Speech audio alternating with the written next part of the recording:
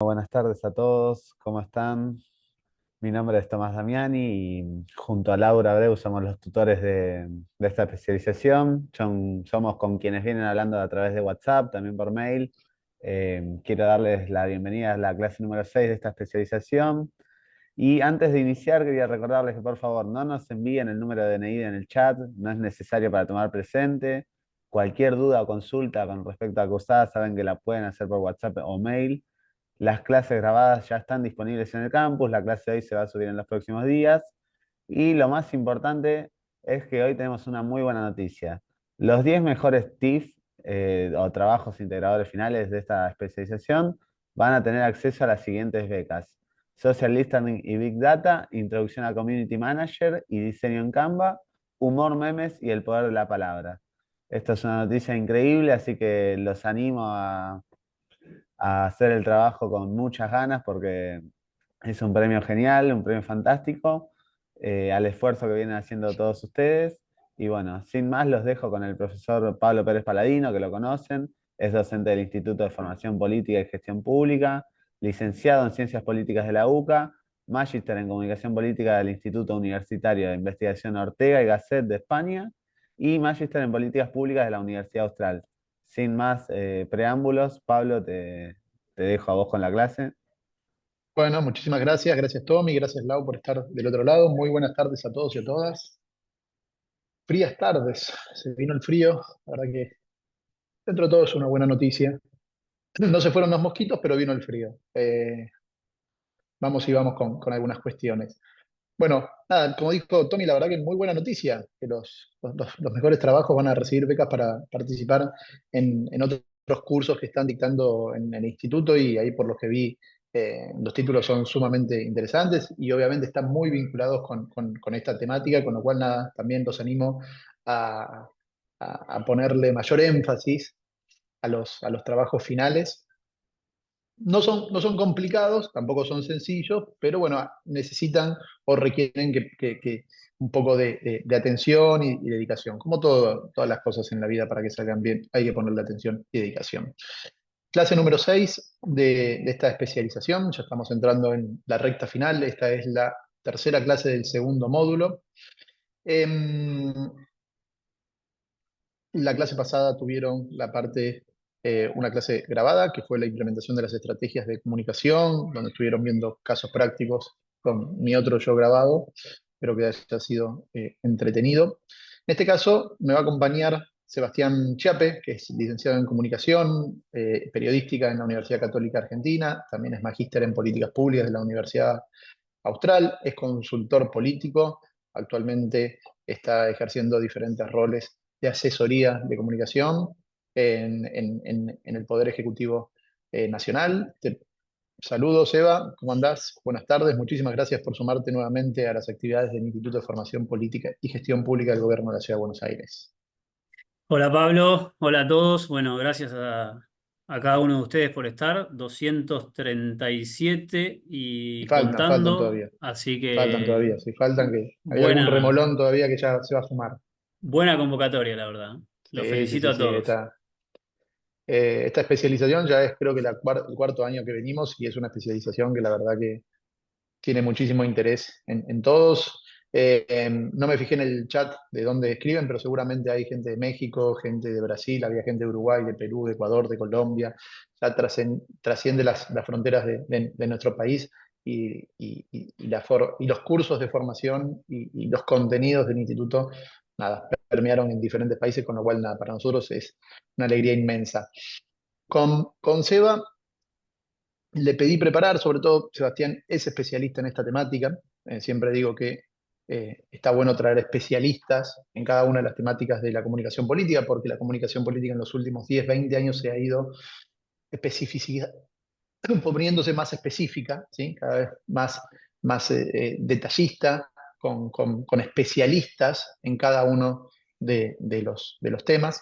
Y me parecía interesante que nos acompañara en esta oportunidad Sebastián para hablar un poco de la construcción de los mensajes y de los relatos, algo que lo vemos muy presente en cada una de las elecciones, cuando cada candidato empieza a construir su storytelling, su narrativa, y también lo vemos en la gestión. Me parece que hoy está muy presente en la gestión de Milei, cuál es su construcción narrativa, lo vemos también en la última semana con el paro y cómo él se paró, valga la redundancia, enfrente del sindicalismo. Hay muchísimas cosas para hablar de esto, la importancia también de que todo político, de que todo gobierno, de que todo candidato tiene que tener su narrativa, tiene que tener su storytelling. ¿Sí? Em, que implican varias cosas que vamos a estar analizando con Seba. Seba, si querés ir compartiendo ya la Dale. presentación, como bien saben, va a haber, está el link, ya se los deben haber compartido los chicos ahí en el chat, el link de Paddle, para que ustedes vayan dejando las preguntas. Vamos a dejar los últimos 15 minutos de nuestra presentación para leer las preguntas, los comentarios también. Obviamente, el análisis de ustedes siempre es bienvenido para poder enriquecer los temas que vamos desarrollando a lo largo de la clase. ¿Se va? ¿Ahí se ve bien? Se ve perfecto. Bueno, si les parece, vamos arrancando. Tengo bastantes cosas para contarles, bastante información. Vamos a ver algunas cositas desde el punto de vista teórico para entender primero de qué es lo que estamos hablando, para después ir migrando por ahí a ejemplos concretos de la vida política argentina y en general hoy, para ver cómo todo esto que contaba Pablo recién se ve plasmado. Este es un breve resumen, ya saben, viendo la bibliografía y demás, qué es lo que vamos a ver hoy. Vamos a hablar de narrativas y relatos, vamos a hablar de cómo en los últimos años el storytelling tal como lo conocíamos fue migrando a una versión un poco más sofisticada, por así decirlo, con algunas particularidades, de cómo construimos los mensajes. De qué es el mito de gobierno, este concepto que seguramente han escuchado hablar alguna vez o que han leído. Y por último, como les decía recién, cómo se ve esto hoy en el gobierno de Milei, cómo migró todo esto desde la campaña del año pasado, la campaña presidencial, a estos primeros 4 o 5 meses de gobierno. Así que sin más preámbulos, vamos a ir arrancando. A mí me gusta siempre para arrancar contar un poco dónde estamos hoy, y cuando digo dónde estamos hoy me refiero a cuál es el mundo en el que vivimos hoy, porque no se puede entender la comunicación política en general, ni se puede entender los relatos, la narrativa, sin comprender cuáles son las características puntuales de este nuevo mundo, que diría que si bien vienen cambiando en los últimos 10 15 años, producto del avance tecnológico que nos atraviesa por completo la vida. Se intensificó a partir de lo que fue la pandemia de los últimos 3 o 4 años. Hoy vivimos en un mundo que es absolutamente digital. Como decía, la pandemia aceleró este proceso. Lo verán ustedes en su vida diaria, cómo ahora tienen la posibilidad de estudiar, de trabajar. Bueno, sin ir más lejos, previo a la pandemia no era normal que estemos 400, 300 personas conectadas a esta hora y charlando y debatiendo sobre distintos temas. Esto hizo que la pandemia nos permitió volcar toda nuestra vida al mundo digital, con las ventajas y con las desventajas, claro está, que esto tiene. Esto significa que, obviamente, al haber más dispositivos, millones de dispositivos conectados en todo el mundo al mismo tiempo, son muchos más los mensajes que se reproducen de manera continua y son mucho más los mensajes a los que nosotros estamos expuestos. Sin ir más lejos, eh, tenemos una herramienta en la mano todos los días, a todo momento, de la cual no nos podemos despegar y que muchas veces hasta nos genera cierta adicción, que es el teléfono, que estamos a un clic nada más de poder interactuar con cualquier persona que esté dando vueltas en el mundo. Y todo el tiempo nos van sumando herramientas y las propias aplicaciones nos van dando nuevas cosas para hacer y creemos que siempre corremos de atrás este avance tecnológico. Bueno, todo esto obviamente tiene un impacto en nuestra vida, y como tiene un impacto en nuestra vida, tiene un impacto también en la manera en la que nos comunicamos y en la manera en que la política se comunica con los ciudadanos. Y esto es un poco lo que vamos a ver hoy. A partir de todo esto, surge un concepto nuevo que es el de infodemia, que un poco mezcla el concepto de la información con la pandemia, a partir de los miles y millones de mensajes que circulan todo el tiempo en el mundo. Nosotros nos exponemos a una sobreinformación. ¿Por qué? Porque estamos, como decía recién, a un clic de, de la información. La información es mucha más, está a disposición nuestra, no la tenemos que ir a buscar nosotros como ocurría antes. Si pienso en muchos años, en varias décadas atrás, donde una persona se levantaba y tenía que ir a buscar el diario, a comprar el diario a la esquina para saber qué es lo que estaba pasando. Hoy basta con agarrar un teléfono, que absolutamente todas las personas tienen un teléfono, atraviesa a todas las clases sociales, y la información nos entra permanentemente. Y eso es un fenómeno en el que estamos expuestos, que no nos damos cuenta porque ya está completamente naturalizado, pero obviamente empieza a generar un montón de cosas y de consecuencias nuevas. Bueno, se empieza a generar una especie de cortocircuito entre el acceso a la comunicación y el ruido informativo que surge.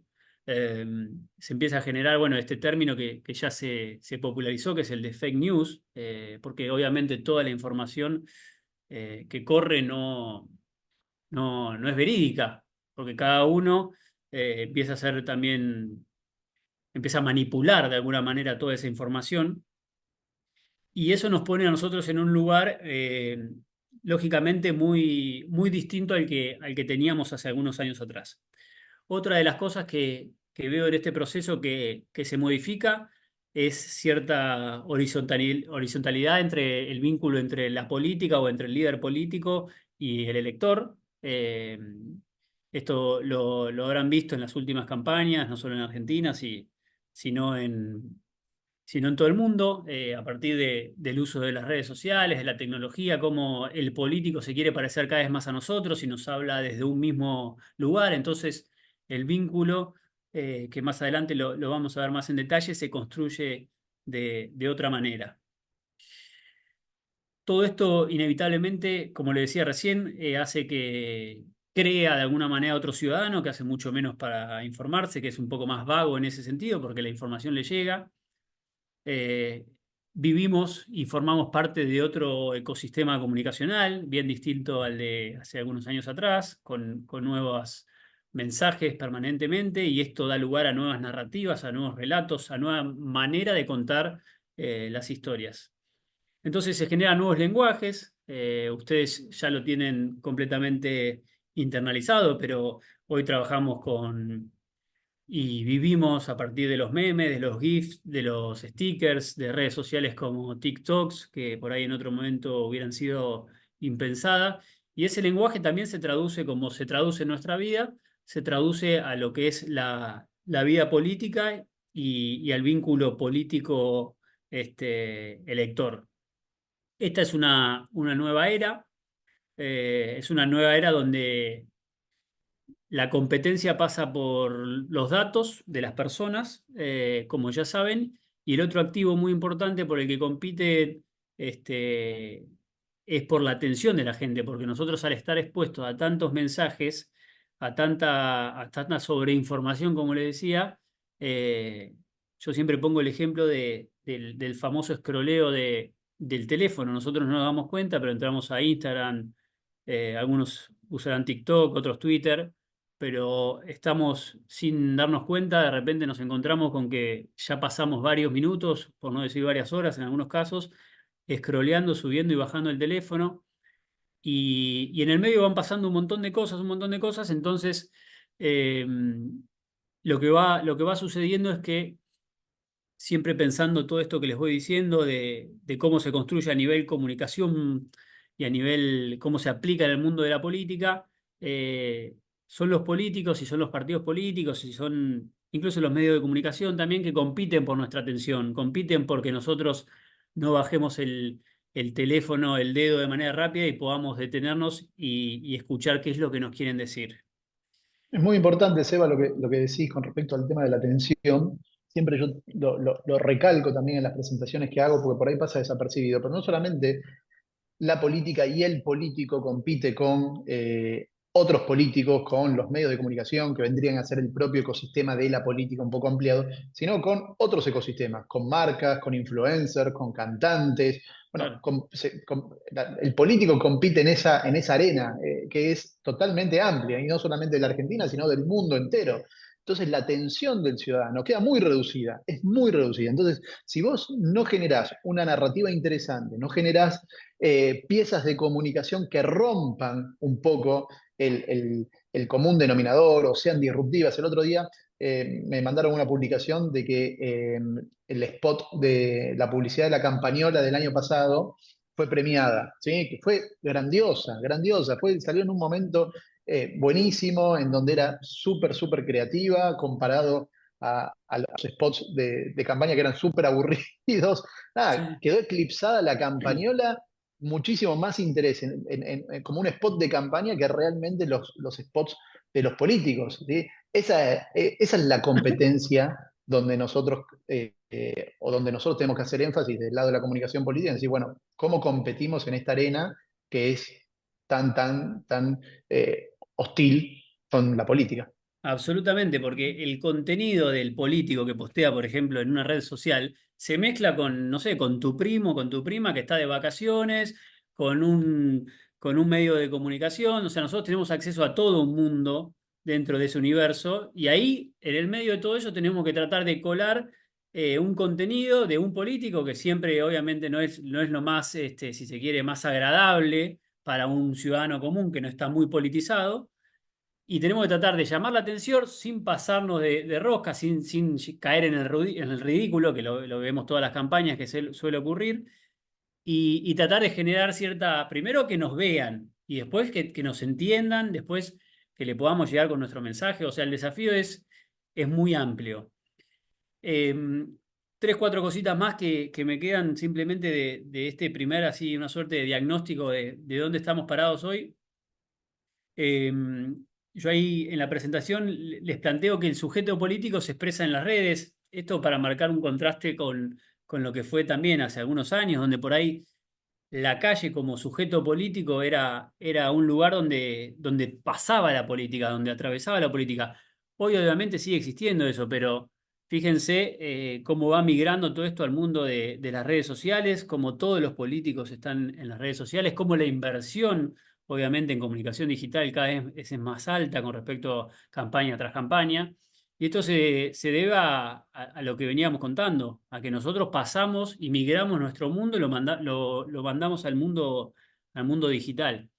Todo esto tiene obviamente consecuencias y se generan algunas cuestiones que tienen que ver con la pelea por la interpretación de los hechos, porque los hechos de alguna manera empiezan a tener varias versiones de un propio hecho. Antes hace algunos años, algo sucedía y como no estábamos expuestos a esta sobreinformación de las que les decía recién, de alguna manera nosotros elegíamos, podíamos tener dos versiones de un propio hecho, pero elegíamos siempre creer la que decía el diario, por ejemplo. Nosotros estamos, de alguna manera estábamos más presos de cierta versión oficial. Hoy nos fuimos al otro extremo porque la democratización de todo esto, de todo este acceso a la información que tenemos, nos hace estar expuesto a un montón de versiones de los hechos y les debe pasar a la hora de que ante un mismo hecho, ustedes si leen a una persona determinada o a otra, o a un medio de comunicación determinado o a otro, se le puede dar distintas interpretaciones. Eso es lo que yo llamo la desinformación como política pública, porque muchos empiezan a aprovecharse de este concepto y decir, bueno, empiezo a instalar mi versión de los hechos independientemente de si fuera verdad o no. La verdad que es algo que se ve mucho en comunicación de gobierno, esto último, y que ahora más adelante lo vamos a ver. Pero entonces, a modo de resumen de esto, de dónde estamos parados hoy. Hoy no hay escucha activa ni tolerancia a lo distinto. Hoy todo este mundo nos llevó a los discursos del odio. Existen, no se pueden negar, y en algún punto se agrietó la conversación. Hoy nos cuesta, lo verán, en muchos países que esto está sucediendo, que la gente empieza a volcarse por extremos políticos a partir de este fenómeno. Prima la necesidad de captar la atención, como les decía recién, y se da una suerte de metamorfosis digital del debate público. ¿Por qué? Porque empezamos a discutir todo en la arena digital y empezamos a discutir todo como si fuese toda una conversación de Twitter. A mí me gusta decir que hay como una suerte de twitterización de la política, donde incluso ves a los políticos en el Congreso o en los medios de comunicación cuando van a debates y demás, hablarse con un vocabulario, con una narrativa propia de las redes sociales. Y eso es un poco también en línea con esto de la atención. ¿Sí? El tweet es un soundbite, Efímero, ¿sí? claro. Es un mensaje muy puntual que tiene que tener mucho impacto y que tiene que generar esa atención desde el golpe de efecto. Es muy interesante, sí, sí, sí. Y además, si a esa parte de lo breve le sumamos el tono, ¿sí? Que el tono es, Claro. que el tono de Twitter, digo, no es un tono agradable como el de Facebook o el de Instagram, sino que es un tono agresivo, busca pleito, digo, que estás todo el tiempo tratando de ver, no de empatizar, sino de tratar de contrastar y de generar esa relación amigo-enemigo. Sí, súper interesante el concepto, muy Y bien, muy bueno.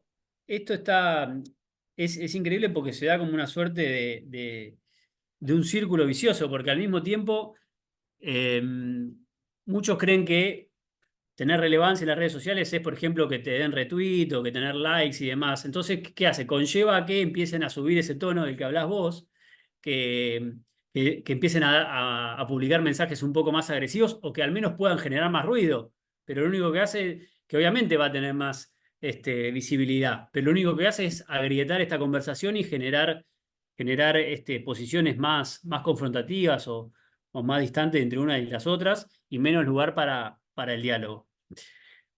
Bueno, yendo a las narrativas y a los relatos propiamente dicho, después de esta pequeña introducción que les daba, me parece importante siempre, en primer lugar, es preguntarse por qué es necesario tener un relato político, que algunos suelen hacerse esta pregunta cuando no entienden de qué va este mundo de las narrativas y los relatos. Un relato político lo que hace es otorgarle sentido y una nueva significación a los actos, independientemente que sean de gobierno o de campaña. Por esto siempre hablamos hablamos de la construcción de la narrativa, tanto en la comunicación de campaña como en la comunicación gubernamental.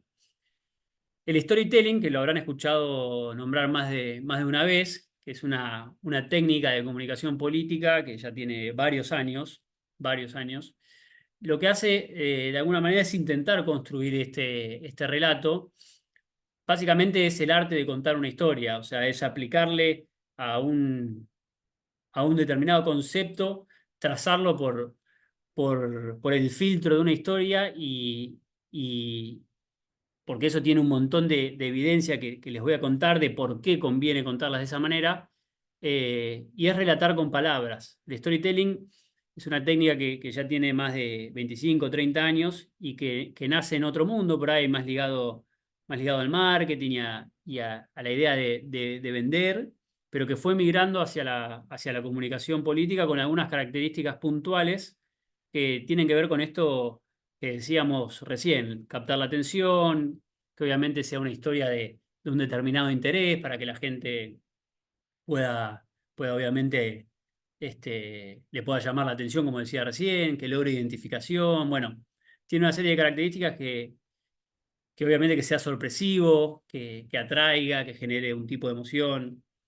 Lo importante es y con lo que quiero que se queden, es que storytelling es contar una historia, es saber contar una historia y vamos a ver por qué es importante contar una historia. En primer lugar, para contar una historia y cómo se construye esto, vamos a hablar de relatos, narrativas, son sinónimos, pero vamos a utilizarlo para que más o menos hablemos el mismo idioma. En primer lugar, lo más importante a la hora de contar una historia es que nosotros tengamos una estructura narrativa. Piensen en una historia como cuando éramos chicos y nos contaban cuentos, digo, con una introducción, con un desarrollo y con un desenlace. O sea, piénsenlo desde ese lugar, desde algo más, desde algo bien primitivo, pero los va a ayudar a ordenar a la hora que tengan que bajar esto o lo que tengan que sea que escribir o lo que fuere en una historia. Es importante siempre que utilicen marcos familiares para la audiencia. ¿Qué significa esto? Que si ustedes están pensando en contar una historia, no sé, van el domingo a almorzar con la familia, digo un ejemplo de la vida cotidiana, y ustedes pretenden contar una historia, bueno, ustedes van a hablar el mismo idioma que hablan su familia y con los mismos códigos, o sea, siempre, y esto es lo mismo aplicado a la comunicación política. Recuerdo, por ejemplo, en alguna campaña cuando se popularizó se van a acordar el Tajaí de Massa, hablando, creo que fue en San Juan o en alguna provincia del norte, cómo quedaba descolgado un tipo que es de Buenos Aires, del AMBA, de la provincia de Buenos Aires, intentando utilizar marcos familiares para la audiencia. Bueno, cuando no se hace y se intenta de alguna manera generarlos de manera impropias, sale peor. Entonces, nosotros tenemos que hablar el mismo vocabulario, el mismo idioma, los mismos códigos, pero obviamente sin tampoco que sea algo impostado.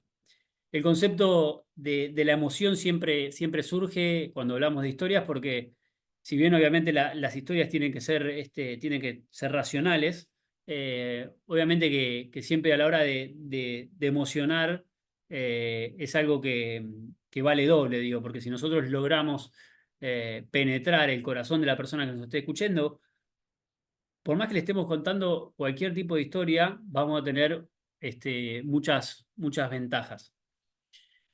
Pensándolo en el formato de dar una narrativa política, es importante siempre saber qué es lo que piensa la opinión pública y acá donde las investigaciones, tanto cuantitativas como cualitativas, tienen un rol fundamental. Si nosotros conocemos a quienes les hablamos, vamos a poder dar en la tecla de qué es lo que le queremos contar. Todo relato y toda narrativa siempre tiene que definir, lo mencionábamos recién, determinados temas, ejes, tonos, estilos. Todo eso es fundamental a la hora de construir el relato. Obviamente se tiene que adaptar a una estrategia que siempre va a estar definida, si fuera una campaña, por la estrategia de campaña. El relato no puede ir en contra de la estrategia general y define un mensaje de qué es lo que quiero transmitir. Todos los, todos los relatos, todas las narrativas están trazadas por cuál es el corazón de la narrativa, que es el mensaje que yo quiero transmitirle, si lo pensamos en el formato campaña, al electorado para que me vote, obviamente. Estos son algunos ejemplos de tipos de storytelling, lo paso rápido, pero para que lo vean. Por ejemplo, el tipo de storytelling íntimo, no sé, Jorge Macri hace algunos años, no sé si lo sigue haciendo ahora, pero esto del año pasado, del otro, abriendo la cocina de su casa, cocinando con la mujer, para que vean cómo vive, para que vean que es una persona común, que hace lo mismo que puede hacer cualquiera de nosotros. O el expresidente de Uruguay, José Mujica, invitando a periodistas a dar entrevistas en su casa, y mostrando cómo vive, y mostrando la coherencia que hay entre lo que dice y lo que hace. Horacio Rodríguez Larreta, eh, construyendo su narrativa de tipo que se despierta a las 6 de la mañana, que sale a correr, que sale a hacer deporte, que labura un montón de horas por día. Lo mismo el presidente de España, Pedro Sánchez. O en su momento Alberto, esto de un tipo de storytelling más de tipo profesional, que contó esta historia de que era docente de la UBA y que independientemente de que era presidente de la Nación, él siguió dando clases y fue un par de veces. La foto de la izquierda es de la primera semana de él como presidente, si no mal recuerdo, tenía muy poquitos días. Ya la segunda es ya con un par de años, creo que ya post pandemia. Entonces, ¿cómo contamos una historia? Esto es importante porque de alguna manera nos va afinando qué es lo que queremos hacer. Bueno, la dirigimos primero a un grupo particular. Después, uno de los recursos que tenemos es apelar a la memoria colectiva de ese grupo. Siempre buscamos un anclaje en el pasado. Transmitimos mensajes, como le decía recién, definimos tonos y buscamos la identificación. Buscamos que quienes nos esté escuchando se identifique con nosotros. Porque si son potenciales electores, vamos a necesitar que nos voten. Y si necesitamos que nos voten, obviamente tenemos que buscar esa identificación, que puede ser a partir de alguna conducta personal, pero también puede ser, y es mejor que sea, desde la emoción, desde el sentimiento, de decir, bueno, que esto pasó mucho con Milei el año pasado. Milei logró eh, buscar, logró conectar con las emociones de la gente, logró dar con decir, bueno, ¿cómo estaba la gente en el 2023 en la Argentina? Bueno, de todos los candidatos, el que mejor logró encontrar esa identificación fue él. ¿Por qué contamos historias? Bueno, esto es algo bien técnico, pero me parece importante.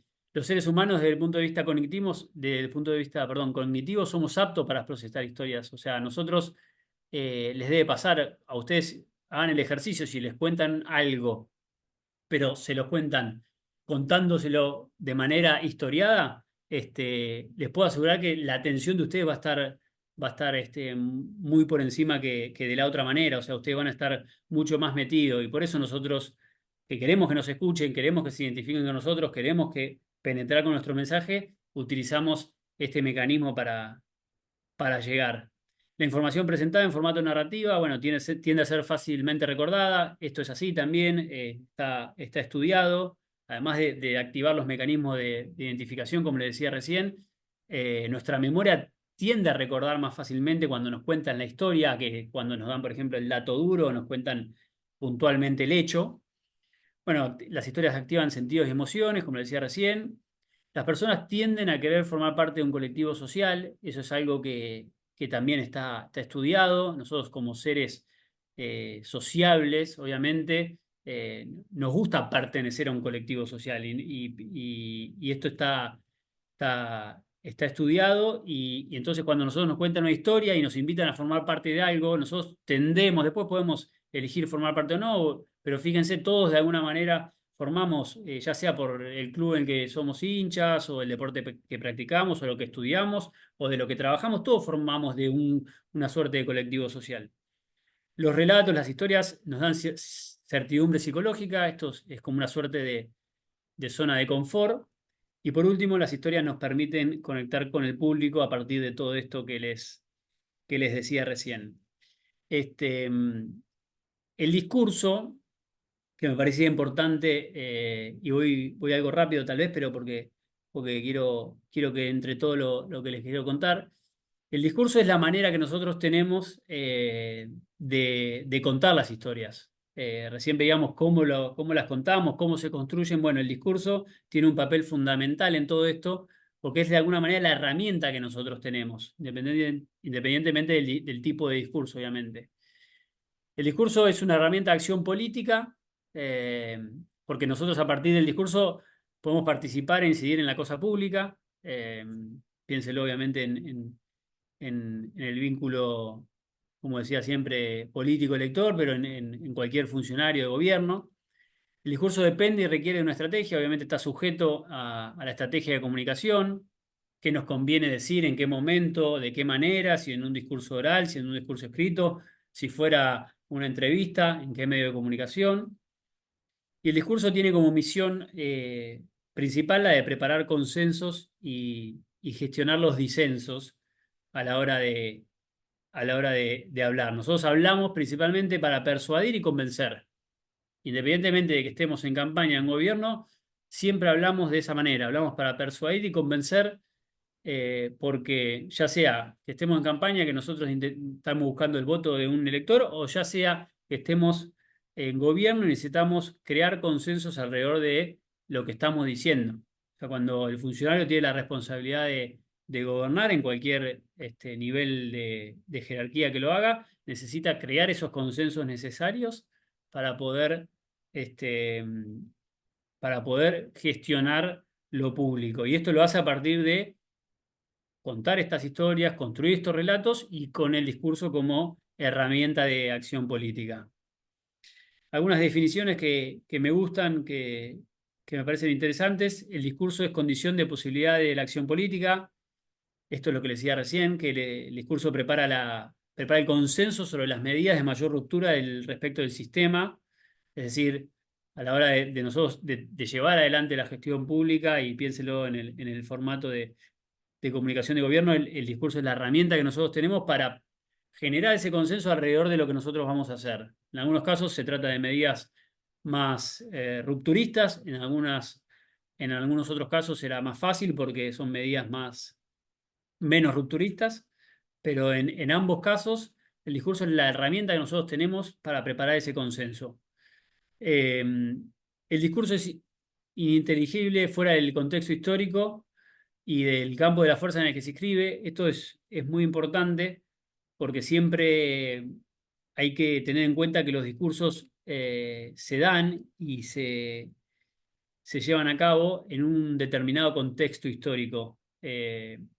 Uno de los errores para mí más grandes que hay en la política es muchas veces es leer determinados discursos sin tener en cuenta el contexto político, social, económico en el que se dio.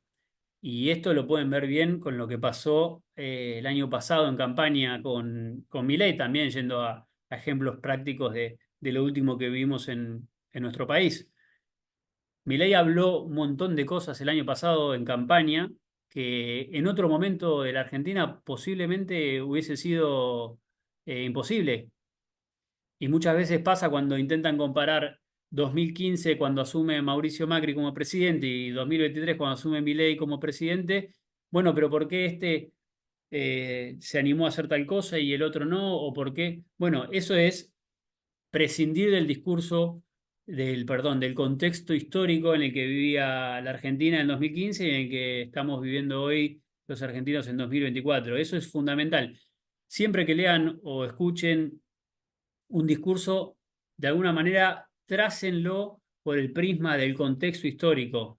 No pueden leer a Perón, por ejemplo, si les gusta la historia, o a el político del siglo XX que ustedes elijan, sin entender en el momento en el que estaba hablando. Eso es fundamental y mismo a la hora de escribir un discurso. Hay cosas hoy en la Argentina que se pueden decir, que hace unos años no se podían decir, y que, por ejemplo, en la década del 90 sí se podían decir. Eso es importante y quiero hacer hincapié en eso.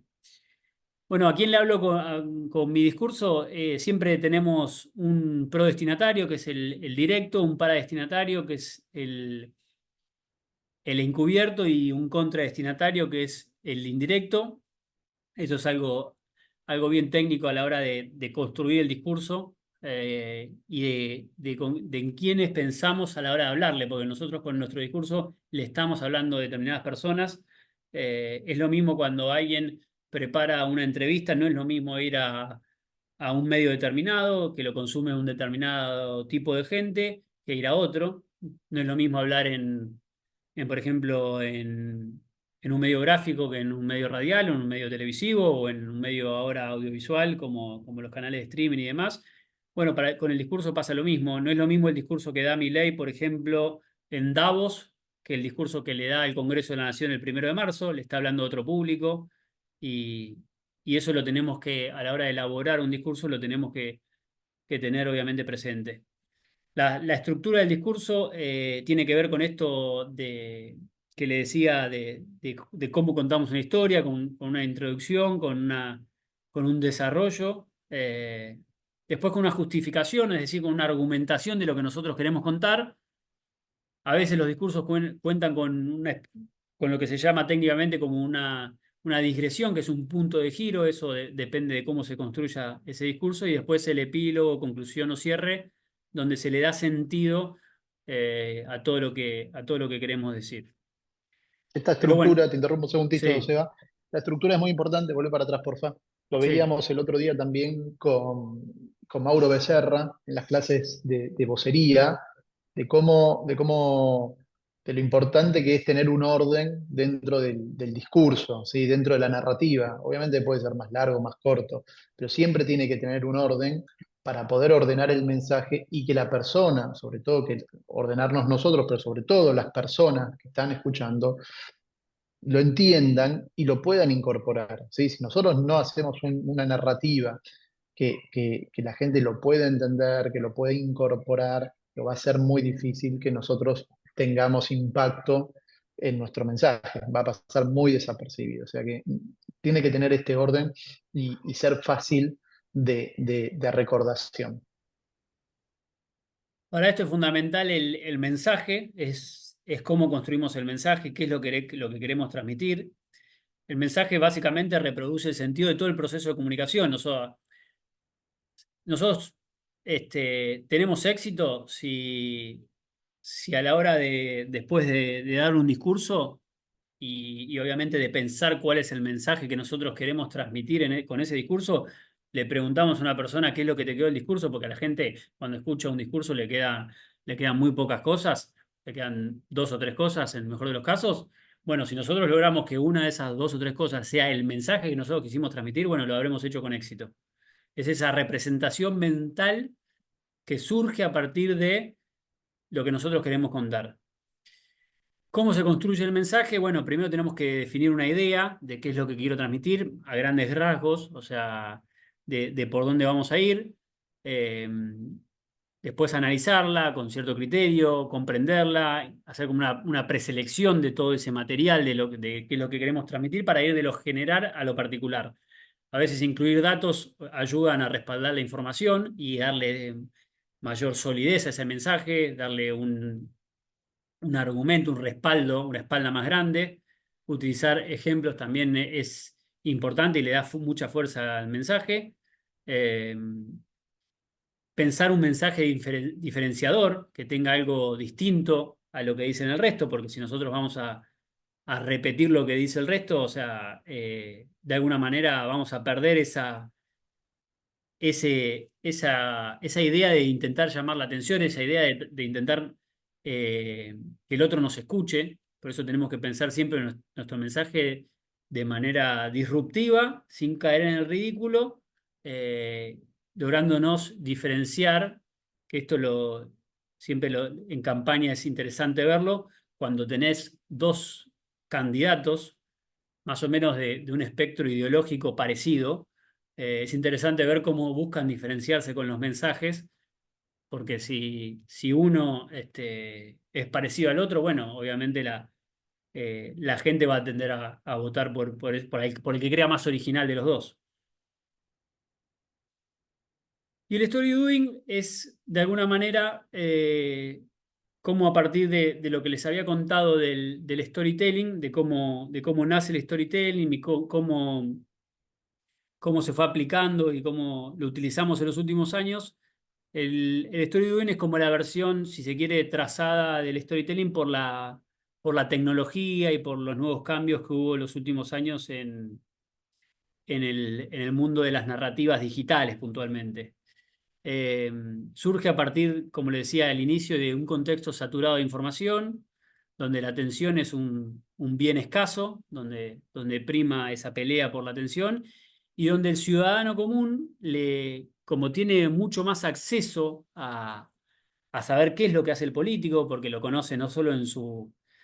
Hoy el político es 24/7, no solo lo conocemos a nivel profesional, también lo conocemos, como le mostraba recién, adentro de la casa cocinando, lo conocemos con la familia, hasta algunos suben fotos, obviamente, siempre y cuando el contexto lo permita, suben fotos de vacaciones, incluso en algunos casos. Entonces, todo eso demanda mayor credibilidad. Y ahí es cuando surge, a partir de todo esto, surge este concepto donde es una técnica narrativa, al igual que el storytelling, pero que trabaja puntualmente en visualizar acciones y experiencias y donde no alcanzan solamente las palabras, donde no alcanzan contar las historias, sino que necesitamos que esas historias estén además respaldadas por hechos, donde de alguna manera necesitamos que haya coherencia entre el decir y el hacer. Entonces pasamos de las palabras y la imagen a las palabras, la imagen y también, como les decía recién, a los hechos. Piensen Claro, cuántas... acá hay una construcción en primera medida de un storytelling en donde uno se imagina las palabras o se imagina esa narrativa y el story doing es nada, lo concreto, lo real, digo, lo que está pasando y lo que realmente la gente puede palpar. Ahí ya las narrativas o las dobles interpretaciones quedan de lado. Sobre todo, digo, el story se construye en función de los múltiples mensajes que hay alrededor de nuestro ecosistema y que están compitiendo constantemente y que están sobre todo poniendo en duda y luchando por la atención del ciudadano. Bueno, vos decís, acá no hay duda, yo hice esto, yo como político inauguré la cancha de fútbol y acá está la cancha de fútbol y yo estoy pateando al arco en la cancha de fútbol y hay un nene atajando en la cancha de fútbol. Digo, no hay, no les das motivos a los otros para poner en duda tus palabras, sino que están los hechos concretos. Claro, es como la suerte es como la concreción de todo tu storytelling, de decir, bueno, yo te digo todo esto, pero en la práctica también te demuestro que no solo te digo que soy una persona que, por ejemplo, como tomando tu ejemplo, trabajo por el mundo de vincular el, no sé, el deporte y la educación, sino que además te armo la cancha de fútbol y permito que los alumnos de determinada escuela vengan y practiquen deporte acá y que no estén en la calle. Es, es sumarle, como decía, a las palabras y los hechos, a nuestra historia que contamos, a nuestro discurso que damos, perdón, a las palabras y las imágenes, los hechos concretos. Es esa concreción y es como, es consecuencia del nuevo este mundo, ya no tan nuevo, pero de este mundo en el que estamos viviendo, de los múltiples mensajes, como decía Pablo, de este diagnóstico que le contaba al inicio. O sea, piénsenlo como una consecuencia de eso, donde el ciudadano le empieza a demandar mucho más al político y piensen cuántas carreras de políticos han sido arruinadas por no adaptarse a esto, por no mostrar coherencia entre lo que decimos y lo que hacemos. Obviamente, después hay mayor grado eh, Claro, hay matices. claro, hay matices, porque hay algunos que Ujú, entran en contradicciones y sobreviven, pero hay otros, por ejemplo, por ahí un caso extremo que se me ocurre, es el caso de un político argentino el año pasado, donde aparece en el medio de un barco en Europa. Y ujú. obviamente todo eso no tenía absolutamente nada que ver con lo que él venía Con pregonando, su claro, con narrativa la política. narrativa que venía construyendo Ujú. de hace 10 15 años en la política. Y hoy Sí, es mucho un más. Ujú. cadáver político, como se suele Y hoy decir. está fuera del sistema, Hoy está está fuera del apartado. sistema. Sí, sí. Che, Seba, son -10, con lo cual Sí, me gustaría que podamos llegar a la última parte de la clase también con algún sí, ejemplo sí, claro. claro. Nada, perdón que lo apuro a Seba, pero ahí ya me escribieron varios que estaban súper interesados en poder profundizar. Me comprometo para el segundo semestre que tenga 2 o 3 clases Seba y podamos ver este Sí, tema es un con problema que mayor suelo profundidad, tener. Es porque un problema que suelo es tener. verdad nada, que cada uno de los puntos tiene un desarrollo muy amplio, pero bueno, la especialización tiene esa particularidad de que tenemos que ver los temas en un paneo un poquitito más rápido que por ahí en detalle. Pero bueno, me comprometo para el segundo semestre a armar un taller puntual de esta temática para todos los que están interesados y nos están escribiendo. Vamos entonces, bueno, estas cosas paso rápido, mito de gobierno, después lo podemos vincular si se quieren, volvemos cuando veamos esto, la narrativa de Javier Milei, que era el último punto que tenía. Acá es interesante analizar dónde arrancó todo esto y dónde estamos hoy parados, ¿no? Primero, yendo a lo que decía anteriormente, estilo, mensaje, temas, tono, bueno, para hacer un análisis crudo de cuál es la narrativa de Milei, obviamente el estilo es un estilo completamente disruptivo, que ya lo habrán visto en otros políticos fuera del país, un estilo, si se quiere, parecido al de Donald Trump en algún punto, o algunos líderes como Bolsonaro, lo que fue la irrupción de Bolsonaro en Brasil donde tienen un tono más fuerte, un poco un tono más agresivo a lo que estábamos habituados en la política tradicional, con un mensaje bien elocuente, un mensaje bien marcado, y donde lo que hizo Milei, diría que desde que se metió en política en el 21 cuando fue candidato a diputado, pero obviamente lo fue construyendo con el correr de los años, eh, fue centrar su mensaje, y esto lo hizo muy bien, principalmente en lo que es el tema económico. Yo ahí agrego seguridad porque hoy ya en gobierno le fue agregando la patita de la seguridad y Patricia Bullrich es la ministra por ahí que un poquito tiene más vuelo propio en ese sentido y que su impronta se marca en lo que es la gestión, pero es de alguna manera es monotemático en ese sentido. Y obviamente cuando vos hablás de un solo tema y centrás tu mensaje y tu narrativa en un único tema, es más fácil porque toma mucha más fuerza.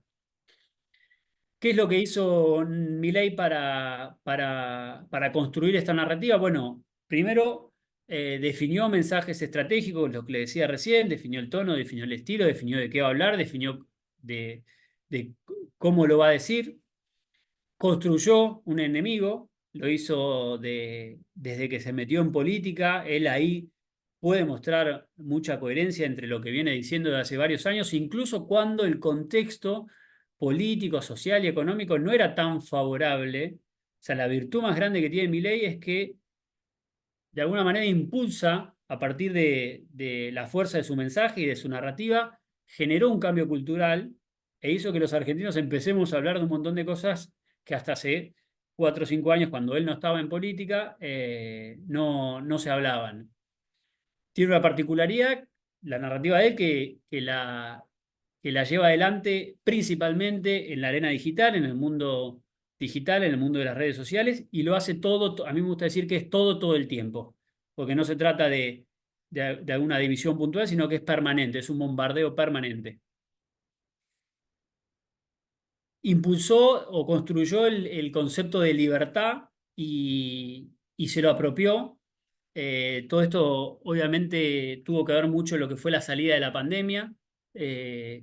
Ahí leyó bien lo que estaba pasando en la Argentina y se subió a eso y se quedó con este concepto porque hoy, que obviamente ya en gobierno lo lleva adelante, pero hoy el éxito de que te asocien a un concepto es que todas las acciones que vos llevas adelante después se desprenden de ese concepto. Entonces vos lográs condensar en un único concepto todo lo que haces. Y hoy a partir del uso del término libertad, con algo menor, con un poco menos de fuerza, le pasó lo mismo o hizo lo mismo Díaz Ayuso en España, y también aprovechando lo que fue la salida de la pandemia. Y hoy en España, cuando se habla de libertad, se la asocia directamente a ella. Construyó el enemigo, que todos lo conocen, de hecho popularizó un término en la Argentina que no existía prácticamente, nadie hablaba de casta previo a Milei, hoy todos sabemos lo que es la casta para Milei.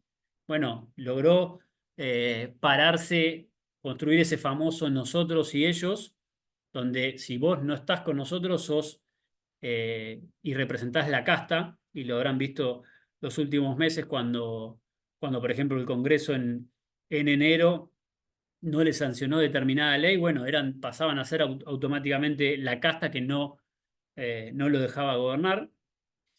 Lo digital como plataforma electoral, esto es algo que viene desde la campaña electoral y que hoy en gobierno también se ve, cómo migra a partir de este contexto todo al mundo digital y todo pasa por ahí.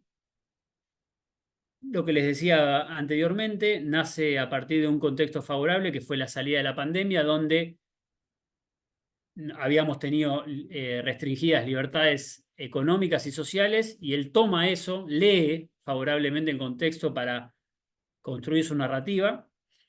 Y algo que es fundamental a la hora de construir una narrativa, que es que toma un anclaje en el pasado y nos invita a todos a volver a ser. Milei primero empezó hablando si bien para muchos quedaba lejos, siempre habló de esa Argentina pujante de de principios del siglo XX, y cómo él, ya primero en campaña, después en gobierno, ahora como presidente, cómo en 10, 20, 30 años a veces pone límites temporales distintos, pero cómo quiere que la Argentina vuelva a ser esa potencia. O sea, es parecido a lo que hacía Trump en Estados Unidos cuando decía que Estados Unidos iba a volver a ser grande. Algunas características puntuales por las cuales yo creo que tuvo éxito la construcción de esta narrativa Perdón de que te Milei. interrumpa, Seba. Sí, Tiene mucha similitud con la construcción de la narrativa de Donald Trump. ¿sí? Tampoco es nueva la narrativa, no es algo que es innovador ni en Trump ni en Milei. Digo, hay algo siempre en las narrativas de traer del pasado al presente. Digo, Evo Morales también lo utilizó muy bien en su momento cuando fue por primera vez candidato. Digo, traía todo el bagaje cultural de los pueblos originarios y de lo relegado que estaban al presente, y eso le sirvió como para instalar un tema muy fuerte y una narrativa muy interesante de su elección y después de una construcción de un mito de gobierno. Sí, es buscar el anclaje en el pasado para construir el futuro. Es algo, como decís, es algo que es un recurso que se suele utilizar. Les decía, una de las características, algunas de las características por las cuales yo creo que tiene éxito, porque hoy no es que tuvo éxito en campaña y hoy carece de éxito. Hoy gran parte de los niveles de popularidad que tiene Milei están apalancados en la narrativa que construyó y que sostiene, creo yo, todavía con éxito. Para mí algo fundamental es que la estrategia fue diseñada e implementada por jóvenes. Me refiero a que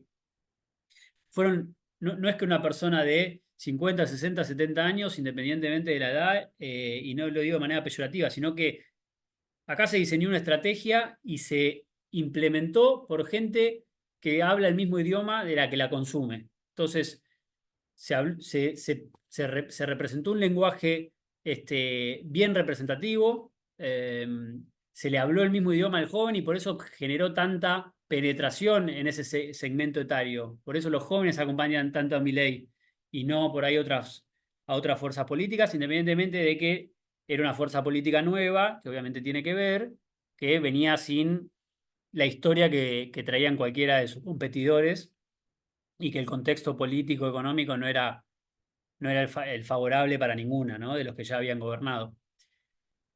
Otro elemento importante para mí es el de la conversación permanente, lo que les decía antes, es todo el tiempo, o sea, quienes reproducen los famosos replicadores digitales del mensaje de Milei, lo hacen todo el tiempo, entonces están instalando y están construyendo su narrativa digital de manera permanente. Creo que otro de los éxitos que tuvo fue haber no centralizado los mensajes en voceros oficiales, sino que haber dado libertad a voceros no oficiales también que alimenten esto. Obviamente las redes sociales ayudan mucho a eso, pero usted lo verán en el mundo de Twitter principalmente, donde hay múltiples voceros que hablan en nombre del gobierno, que no sabemos quiénes son, pero que reproducen y alimentan toda esta narrativa. Y que el mismo Lo- Milei también se encarga de empoderarlos, Claro, porque porque los le da retweet, retuitea o le claro. da me gusta, digo, él también valida y legitima esos mensajes. Sí, absolutamente. Los enemigos definidos, lo que le decía antes, sabemos esa diferenciación está bien clara. Y después lo que sucedió en campaña, todo esto que les digo que arrancó en campaña y que yo veo eh, que en gobierno también se viene dando lo mismo con una lógica que creo que ahora les voy a contar. eh, Puede ser que vaya a ser modificado o que por lo menos presenta algunos desafíos a futuro. Pero antes, 5 o 6 puntitos de lo que es el discurso propiamente dicho de Milei. Algunas características puntuales. Bueno, vemos cómo lo privado está por encima de lo estatal, cómo se caracteriza, cómo el individuo por sobre lo colectivo, cómo lo económico, esto del monotema o el monoárea por sobre cualquier otra órbita del Estado. Hay un revisionismo histórico, como hizo en su momento el kirchnerismo, o sea, sin ir más lejos, creo que es mañana, va a Milei a inaugurar el busto de Menem en la Casa Rosada, con lo cual hay una idea de también discutir algunas cuestiones que pasaron en los últimos años en la Argentina y que, por ejemplo, en el caso de Menem puntual, el kirchnerismo se había encargado de demonizarlo. Bueno, acá hay un revisionismo histórico de decir, bueno, pará, nosotros nos identificamos con este presidente, con este modelo económico, con esta época de la Argentina. El hiperpersonalismo, obviamente, una figura como la de él que llama permanentemente la atención, que es disruptiva, y la confrontación permanente es otra de las características que muchas veces la plasma en los argentinos de bien versus la casta o los argentinos que persiguen los kurdos o un montón de cuestiones puntuales. Esto para que vean, tiene que ver cómo se fue construyendo la narrativa de Milei, que aplica exactamente a lo que es técnicamente cuáles son las fases de un relato. En primer lugar, siempre el inicio de la construcción del relato se da como una suerte de recurrencia a valores compartidos. Esto que decía de plantar, decir, bueno, nosotros somos un colectivo de gente que nos empezamos por ejemplo, pienso en, en los jóvenes liberales hace algunos años que se empiezan a encontrar mayoritariamente distinto por ahí a lo que fue la construcción política tradicional. No eran comités, no eran unidades básicas, pero sí eran, no sé, en charlas de Space de Twitter o vivos de Instagram o cuestiones de ese estilo, o Zooms durante la pandemia. Y empiezan a ver que tienen cosas en común, ¿no? Que hay una recurrencia a valores compartidos, a ver la política de la misma manera, a buscar ese pasado en común. O sea, van al pasado para decir, bueno, nosotros tenemos en común todo esto y desde acá queremos construir. Obviamente todo esto se hace de manera pensada. Al principio se puede dar de manera natural, pero después se empieza a dar de manera pensada. Después se empieza a cimentar una estructura y a medida que se van consiguiendo logros, se empieza a consolidar todo eso. Se crean códigos propios eh, que lo ven clarito, lo vemos clarito en lo que es el mundo libertario. Y por último, lo que es la última fase del relato, que lo hemos visto en campaña, es lo que termina muchas veces en la confrontación y en esta división del nosotros o ellos que planteaban. No necesariamente todos los relatos llegan a este punto, otros tienen otro final, pero esto es lo que vemos, esto está aplicado a lo que fue la construcción y las fases de la narrativa de Milei. Entonces, a partir de todo esto y de cómo se fue dando toda esta construcción en campaña, cuáles son, creo yo, los desafíos a futuro que ya tiene como gobierno y con 5 meses gobernando la Argentina, porque en algún punto de un presidente, como saben ustedes, se esperan resultados y esa famosa luna de miel, que creo que todavía no le llegó a Milei, puede ser que en algún momento llegue. ¿Por qué? Porque que empieza a quedar atrás, o no es que pierde fuerza el relato, pero sí lo que vos empezás a hacer a nivel gobierno, digo, te empiezan a medir más por tus acciones que por tus dichos, y el desafío que yo creo que tiene el gobierno en términos de narrativa es empezar a construir, o que ya lo está haciendo, esa narrativa asociada al poder hacer, al poder transformar, al poder llevar adelante los cambios que necesita el país, obviamente fijando un norte en común. Es decir, de alguna manera es pasar de esto de la comunicación de campaña a la comunicación gubernamental, que yo creo que estos primeros meses de gobierno lo que hizo Milei y lo que hizo el gobierno fue seguir como una especie de campaña permanente, profundizando lo que venía haciendo el año pasado. Entonces, a partir de ahora, tiene como desafíos empezar a crear consensos en torno a la construcción de un futuro, es decir, de hacia dónde quiere llevar el país, más allá de acciones puntuales que fue alcanzando todos estos meses. La definición del mito de gobierno, que era uno de los conceptos que también le traía, que es decir, bueno, ¿qué es lo que va de alguna manera a unificar todas mis acciones como gobierno? ¿Qué es lo que me va a permitir concatenar todo lo que yo hago como gobierno a nivel discursivo, a nivel narrativo? El mito de gobierno, para que entiendan, es una suerte eh, de concreción de la narrativa a nivel gobierno, donde todos los gobiernos se escudan. Para mí un ejemplo claro de mito de gobierno bien definido fue lo que fue el periodo 2003-2015, los 4 años de Kirchner y los 8 de Cristina como presidenta. Había una definición de mito de gobierno muy clara, que tenía que ver con esto de un Estado presente, de un proyecto colectivo de país, muy apalancada con algunos eslogans como la patria es el otro, como el Estado te cuida, y que tenían su definición y tenían su concreción en políticas públicas que impulsaban que todas, independientemente de que fueran económicas, sociales o, no sé, de cualquier otra área del Estado, terminaban en ese mito de gobierno. O sea, todas eran democratizar la justicia, democratizar los medios, todas tenían que ver con la definición del mito de gobierno, con ampliar derechos, con pensar un proyecto colectivo de país, independientemente de que uno esté de acuerdo o no, digo, o sea, ahí estaba la definición, tal vez es para una clase un poco más extensa, pero ahí es un caso, y en el libro de Mario Riorda, que obviamente desarrolla este concepto de manera excelente, en el libro de él de Comunicación Gubernamental en Acción, que está en lo que es la bibliografía, lo pueden ver bien clarito Tenemos cómo. el texto en la bibliografía, está, en el campus está la parte de ese texto. Está Ujú. muy bueno que lo lean después para darle volumen Ampliar a un todo poco este esto. tema. Sí, sí, Sí. sí, porque ahí se ve bien clarito. Incluso pone otros ejemplos, lo que vos mencionabas de Bolivia, también el caso de Ecuador Ujú. con Correa y Con demás. Correa.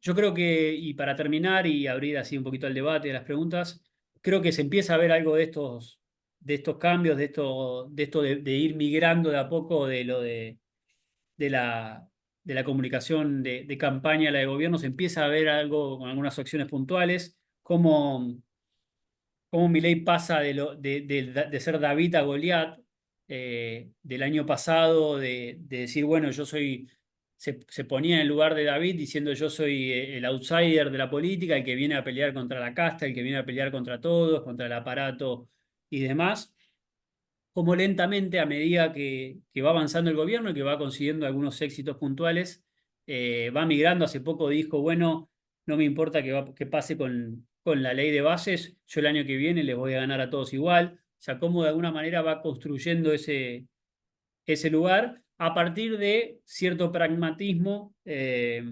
político que obviamente siempre la política manda por encima de la comunicación, entonces a la hora de llevar a cabo distintas acciones, ha demostrado en estos meses, no los primeros, sino los últimos, tener cierto pragmatismo y cómo a partir pese a que está ubicado si se quiere, bien a la derecha en lo que es el espectro ideológico, cómo eso le permite también correrse al centro para impulsar reformas como lo que fue y como lo que está sucediendo ahora en Senado, que más allá de algunos cambios que se le da a la ley, pareciera que va a salir, a diferencia de lo que pasó en enero. Y bueno, eso es que la política empieza a jugar, que, que la comunicación obviamente siempre es una consecuencia, digo, se adapta a lo que la política define y, y creo en algún punto que se empiezan a ver estos cambios y cómo vamos a ir viendo los próximos meses, porque ya además hay cuestiones puntuales para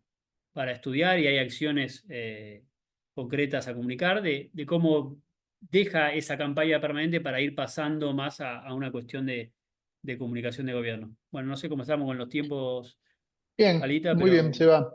Ahí me parece que también es muy interesante el interrogante que dejas al final, ver cómo se sigue con la narrativa de Milei. Digo, es todo un signo de interrogación, porque una narrativa tiene una cuestión de que todo el tiempo vos la tenés que ir alimentando con acciones, ¿sí? Con relatos, con diferentes estímulos que contagien a la sociedad. Pero no solamente tienen que ser estímulos de ideas o estímulos ideológicos, sino, como bien dijo Sebastián, tiene que estar el story doing también, tienen que ver acciones concretas, ¿sí? Eh, Hoy vemos que está centrado únicamente en tratar de bajar la inflación y mantener el dólar ahí estabilizado. Bueno, el tema es hasta dónde puede aguantar con eso, si no empieza a generar unas narrativas complementarias o que vayan nutriendo esta inicial. Me parece que se apalancó muy bien con el paro del 9 de mayo, del jueves pasado. Digo, le vino muy bien a él en este contraste de la casta contra la no casta. ¿sí? Bueno, ahí están los gremialistas que son millonarios, que no quieren dejar que el país se mueva, que no quieren dejar que los mismos trabajadores vayan a trabajar. Bueno, eso les sirvió para seguir nutriendo esa narrativa, pero bueno, también es muy minuto a minuto, muy cortoplacista. Me parece que ahí hay que, hoy por lo menos no vislumbramos cómo puede continuar esa narrativa, que también, digo, por un lado, está bien que no la veamos, digo, es parte también del, del laboratorio de cada búnker de campaña o de cada búnker gubernamental. Sí, yo creo que coincido y creo que en ese sentido lo miden bien al termómetro, ¿no? Semanalmente, Ujú, mensualmente van viendo cómo se van concatenando los hechos, lo que decide el paro es tal cual, y van viendo cómo van haciendo esa migración. Por eso los primeros meses sí tuvieron que ver con cuestiones más conocidas, con lo que veníamos viendo a nivel campaña el año pasado, y creo que lentamente, porque además te lo impone así la agenda pública y tus acciones de gobierno, o sea, en poco tiempo va a cumplir medio año como presidente, entonces todo eso te va llevando y la gente misma te va llevando a que vayas migrando hacia ese lugar y creando consensos para, a partir de tus medidas y tus acciones. ujú. Voy con algunas preguntitas y Sí, algunos ahí Sebastián, si comentarios. querés dejar de compartir pantalla. No, yo ya Ahí dejé, dejó, ya Tomás. dejó, ¿eh? Está Ahí no sé quién empezó a compartiendo compartir. No sé quién Bien, empezó a bien. compartir. No Bri- sabemos quién dice. No sabemos. Guadalupe Bricio, dice. Ah, Guadalupe. Bueno, Guadalupe está haciendo. Bueno, no sabemos cómo llegó Guadalupe a compartir, pero bueno, ahí está. Vamos con las preguntas. Bueno, Ahí Fer está. Albornoz, me imagino que habla de Milei, también busca enemigos en la propia población. Se me ocurre ejemplos como el caso de la población LGTB, feminismo, militancia política tradicional, no solo se pelea con las estructuras políticas. Hay algo de esto de que en realidad por ahí los podemos denominar como colectivos políticos, porque obviamente tienen cierta injerencia política dentro de la sociedad. Sí, ahí hay un reduccionismo de él, de muchas veces de estos colectivos, igualarlos, o sea, a muchos Ujú, de estos LGT, el colectivo LGTB y otro tipo de colectivos, de igualarlos, meterlos dentro del mismo universo. Es decir, bueno, esto es la izquierda, por ejemplo, ¿no? sí. Representan los mismos intereses o ven el mundo de la misma manera, entonces entran en esta dinámica también.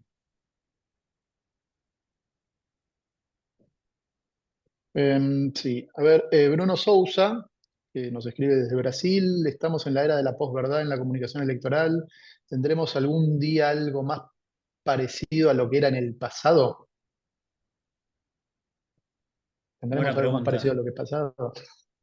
buena Y no pregunta. creo, porque también las herramientas cambian los intereses de la población, evoluciona el ser humano, ¿sí? Evoluciona el ser humano, me parece que sí, también nosotros en Argentina, como también en el caso de Brasil, más allá que estuvo Lula, Dilma, vino Bolsonaro y volvió Lula. En Argentina hay como un desarrollo de cambios presidenciales y de manera de abordar. Sebastián arrancó diciendo en la presentación que la pandemia había marcado también un quiebre muy importante a la hora de cómo nos vinculamos con la tecnología. Digo, antes un escenario de 300, 400 personas como hubo hoy conectadas en este Zoom, eh, digo, era casi impensado porque no usábamos Zoom, directamente no usábamos Zoom. Yo conocí Zoom en pandemia, o sea que estas actividades se hacían solamente de manera presencial y seguramente era muy difícil que haya 400 conectados o 400 presentes en una clase. Pero bueno, hoy me parece que cambió y veo difícil que esas cosas nos puedan llevar o todas estas cosas que hoy están presentes nos puedan llevar a- a comunicaciones del pasado. En la construcción de un enemigo, caracterizar como tal a todo aquel que no piense igual que el gobierno. No degrada la institucionalidad democrática, por ejemplo, al decir que el Congreso es un nido de ratas y otro tipo de descalificaciones hacia la oposición. Muy buena la pregunta y la reflexión. Bueno, siempre estos pasó en algún punto también con el kirchnerismo cuando iba contra algunas instituciones, no contra el Congreso de esta manera, pero sí por ahí contra, no sé, en su momento los medios de comunicación, contra la Iglesia Católica, contra el campo, digo, contra instituciones no gubernamentales, como es el caso del Congreso, pero sí contra instituciones, digo, que tienen peso propio en la Argentina. Siempre estos regímenes de alguna manera están ligando por ese camino, por ese sinuoso camino de degradar un poco o no la institucionalidad. Se me viene el caso de Estados Unidos o de Brasil, lo que pasó, impulsado o no, no lo sé, pero lo que pasó en ambos congresos después de lo que fueron las salidas de Trump y de Bolsonaro. Muchas veces sí, hay consecuencias. No creo que sea el caso de Argentina, por lo menos hoy. Yo no lo veo ese escenario hoy, pero sí, obviamente, en cualquier gobierno, exacerbar posiciones puede tener consecuencias de todo tipo, sí, lógicamente. Ujú. Acá Daniel Vinando dice hace una reflexión también. ¿Cuál sería el mensaje y la narrativa de la oposición? Al frente de todo, es oposición por oposición misma, el PRO es acompañar y la UCR, ¿qué mensaje diferencial debería buscar? Llegando a la pregunta de cuál es el mensaje y la narrativa de la oposición, también es un gran signo de interrogación. Hoy no tiene una narrativa los diferentes segmentos opositores y como vos bien decís, Daniel, me parece que hay una contraposición o un replanteamiento de dónde pararse y desde dónde hablar, ¿no? ¿Vos qué opinás, Sí, Seba? sí, sí, completamente de acuerdo. Creo que como, a ver, es algo que suele ocurrir después de que gana un gobierno. Siempre el derrotado queda como tecleando y decir, bueno, ¿dónde nos paramos Ujú, ahora? Pero creo que en esta ocasión, al tratarse de un gobierno de outsider, de una persona que no viene de la política, que ganó, que le termina ganando a Massa, al establishment, a todo de alguna manera, toda la corporación, porque Massa representaba eso, creo que está un poco profundizado el tema. Hoy los tres espacios que mencionaba en la pregunta, tanto el radicalismo como el PRO, como el Frente de Todos, kirchnerismo, peronismo, pongan el nombre que quieran, creo que están con la brújula viendo para dónde salir, porque viendo dónde se paran, viendo desde dónde construyen, obviamente. Falta mucho para la próxima elección, falta un montón para la elección presidencial. Es parte del proceso, me parece digo, van 5 meses de gobierno, con lo cual es normal que suceda, pero sí esto alimenta y le da más fuerza a la narrativa de Milei, sin lugar a duda. Digo, que la oposición no tenga una narrativa propia, no sepa dónde pararse, no sepa cuáles son los mensajes. Y ujú. lo interesante de todo esto es que muchas de estas discusiones se dan públicamente. Yo lo veía el otro día pensándolo en la narrativa del kirchnerismo, Unión por la Patria, escuchaba algunas entrevistas de algunos actores puntuales que surgen ahora, que todos conocen, que discutían Claro, están justamente en esto. crisis. Están en Sí, crisis. y lo Ujú, discuten en un canal de streaming y lo discuten en un medio de comunicación. totalmente. Creo que es el partido por ahí que más explícito lo hace. Ujú. Y eso está bueno, digo, como para analizar el proceso y ver cómo se reconstruye desde ahí. A mí me resulta interesante. Bueno, es bueno lo que decís porque en realidad los tres espacios están teniendo debates públicos sobre qué posición tomar. El PRO lo hizo de alguna manera, las posiciones antagónicas entre Horacio Rodríguez Larreta y Mauricio Macri. El radicalismo está pasando lo mismo, la posición de ciertos gobernadores o de los gobernadores radicales contra Lustó y algún miembro más de la Cámara de Diputados. El peronismo, es lo que vos decís, o el peronismo kirchnerismo también está en ese replanteo público desde dónde pararse. Obviamente quedaron golpeados post elecciones de diciembre del año pasado y hoy estamos en un debate público y a viva voz para toda la ciudadanía desde dónde pararse y cómo volver a construir o reconstruir su narrativa y que esa narrativa realmente tenga alguna ligación con la ciudadanía, que es fundamentalmente lo que perdieron y por eso perdieron la elección. Acá hay otra pregunta. Quisiera preguntar cómo aseguramos que el mensaje sea claro y con un lenguaje apto para todo público. ¿Hay algún ejercicio que pueda recomendar, Seba? Bueno, ahí daba algunos tips. para mí me parece fundamental a la hora de construir ese mensaje, es primero pensar en a quién le vamos a hablar, digo, o sea, eso es fundamental.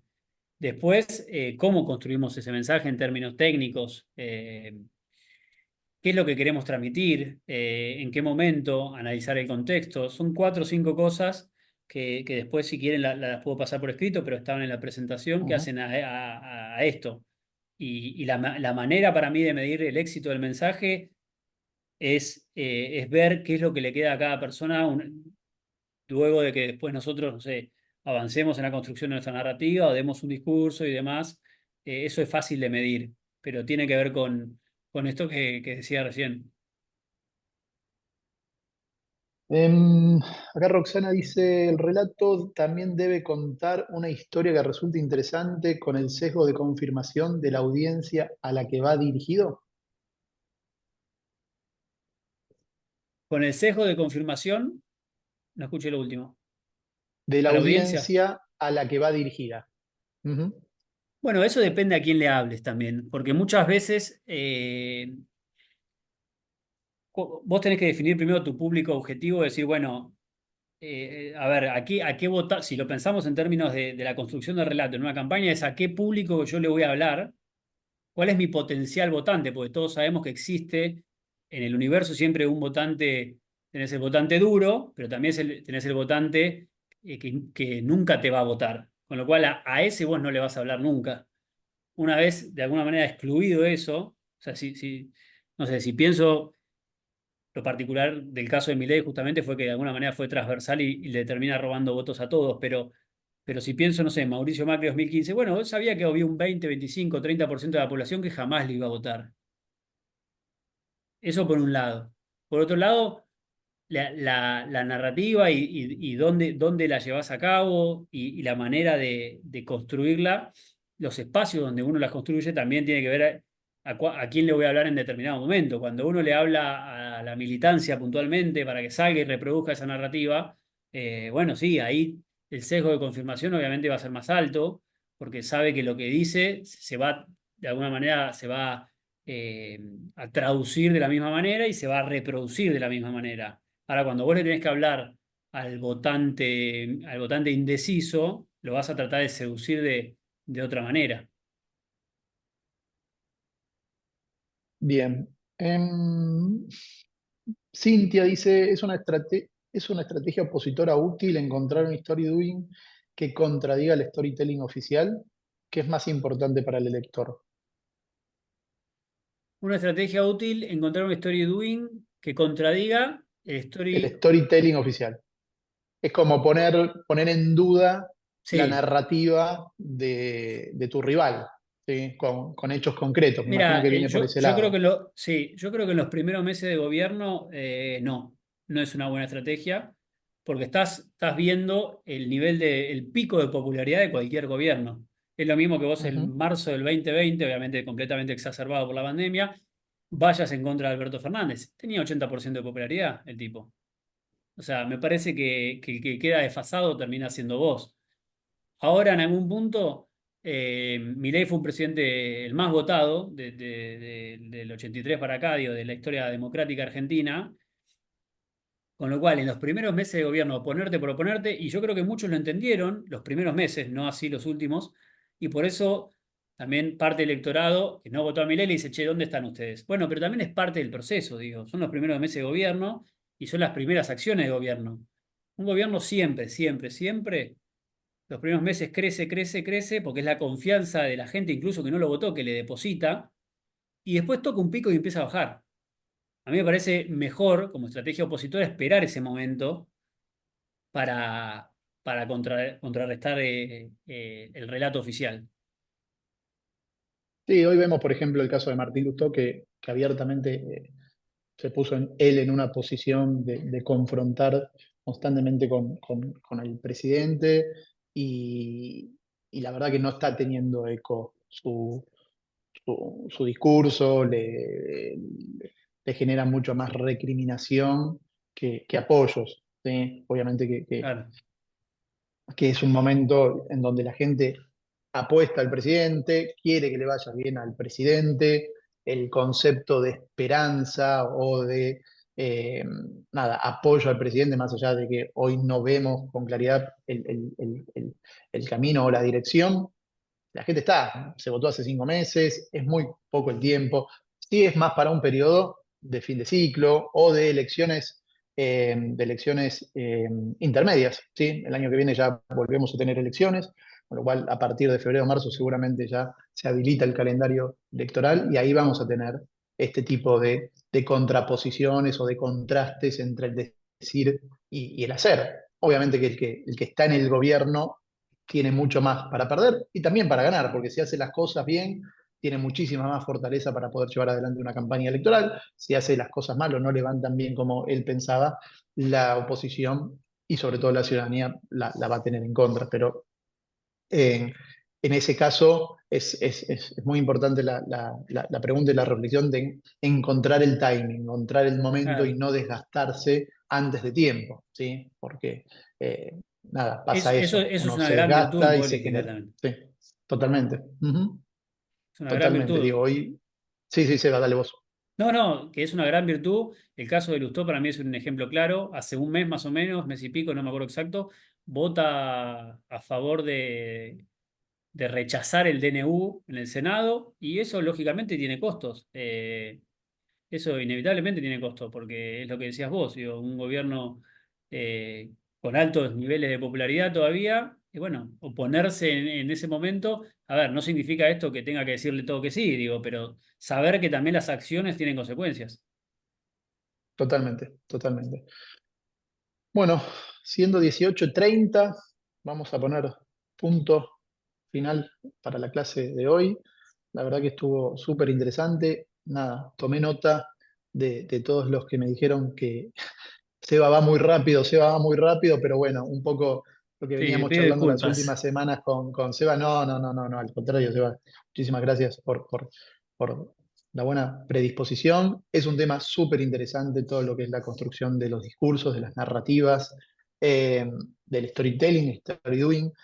Vamos a proponer al instituto hacer un taller un poco más profundo para el segundo semestre y poderlo verlo con más detalle. Y también es muy rico el tema de los ejemplos. Por ejemplo, no trajo videos en esta ocasión, pero ver los videos en cómo se construyen los spots electorales o los spots de comunicación de gobierno, también ahí se ve muy, muy, muy bien materializado y llevado adelante esto de las narrativas. Digo, el kirchnerismo en ese caso fue, digamos, una, eh, utilizó muy bien los diferentes canales de comunicación para poder llevar estas narrativas o relatos adelante y que tengan un fuerte impacto sobre cada uno de los segmentos de la sociedad.